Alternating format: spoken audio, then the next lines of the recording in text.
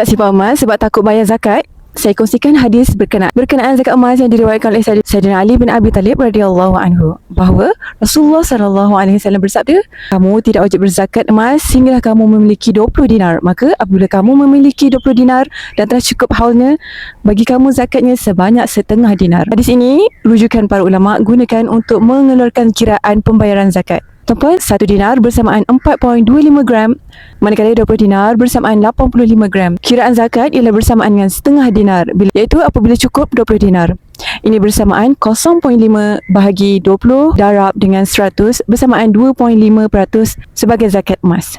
Jadi bila anda sudah ada simpanan lebih daripada 85 gram emas atau 20 dinar yang sudah disimpan dalam masa 1 tahun, anda wajib membayar zakat sebanyak 2.5% dari nilai semasa emas anda. Contoh pengiraan, jika emas yang disimpan bernilai RM60,000, iaitu mengikut kadar nilai semasa, maka jumlah zakat yang perlu dibayar adalah seperti berikut. RM60,000 darab dengan 25% bersamaan RM1,500 setahun. Bukan emas fizikal saja dikenakan zakat, malah emas dalam akaun GAP, emas digital dan juga emas berbentuk passbook, semuanya wajib membayar zakat mengikut syarat yang telah ditetapkan.